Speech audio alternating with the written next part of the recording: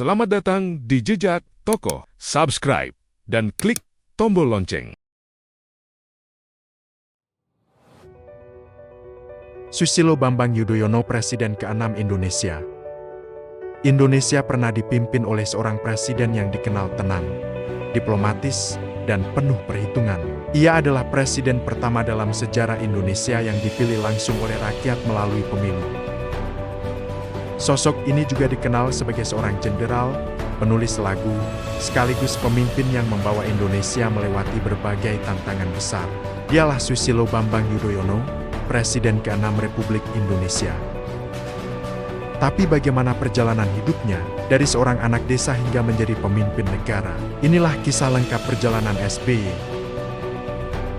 Susilo Bambang Yudhoyono lahir pada 9 September tahun 1949 di Pacitan, Jawa Timur. Ia lahir dari keluarga militer. Ayahnya, Raden Sukotjo, adalah seorang tentara yang kemudian menjadi perwira TNI. Sejak kecil, SBY dikenal sebagai anak yang disiplin, rajin, dan berprestasi di sekolah. Kehidupan di keluarga militer membuatnya terbiasa dengan kedisiplinan dan tanggung jawab sejak usia muda. Setelah menyelesaikan pendidikan dasar dan menengah, SBY memutuskan mengikuti jejak ayahnya. Ia masuk Akademi Militer di Magelang. Pada tahun 1973, Susilo Bambang Yudhoyono lulus dari Akademi Militer sebagai lulusan terbaik. Prestasi ini membuatnya langsung dikenal sebagai perwira muda yang sangat menjanjikan.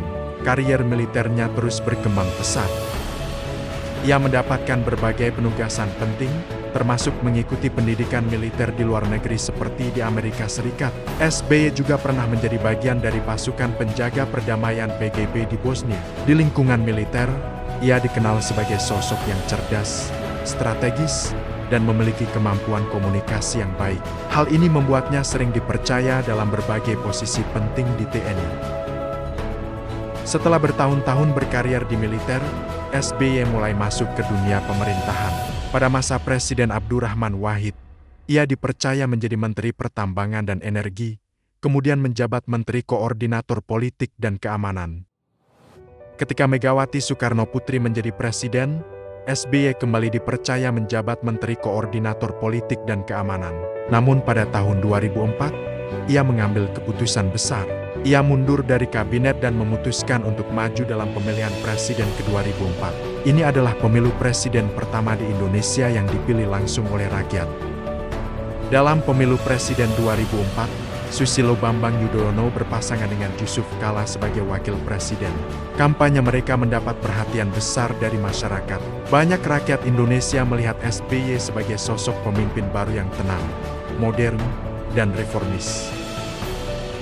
Pada akhirnya, pasangan SBY Yusuf Kala memenangkan pemilu dengan suara mayoritas. Dengan kemenangan ini, SBY resmi menjadi Presiden ke-6 Republik Indonesia. Ia juga mencatat sejarah sebagai presiden pertama yang dipilih langsung oleh rakyat Indonesia.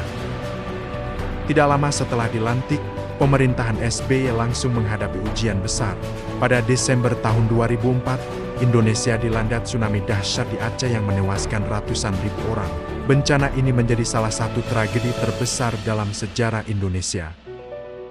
Pemerintah di bawah kepemimpinan SBY bergerak cepat untuk melakukan evakuasi, bantuan kemanusiaan, dan rekonstruksi Aceh. Selain itu, pemerintah juga berhasil mencapai perjanjian damai dengan Gerakan Aceh Merdeka GAM pada tahun ke-2005. Perdamaian ini mengakhiri konflik panjang yang telah berlangsung selama puluhan tahun. Selama masa kepemimpinannya, SBY fokus pada beberapa bidang penting. Salah satunya adalah stabilitas ekonomi. Indonesia berhasil melewati krisis keuangan global tahun 2008 dengan kondisi ekonomi yang relatif stabil. Di bidang internasional, SBY dikenal aktif dalam diplomasi dan memperkuat posisi Indonesia di dunia. Ia juga mendorong kerjasama internasional dalam berbagai isu seperti perubahan iklim dan perdamaian dunia. Pada tahun 2009, SBY kembali terpilih sebagai presiden untuk periode kedua, kali ini bersama Wakil Presiden Budiono.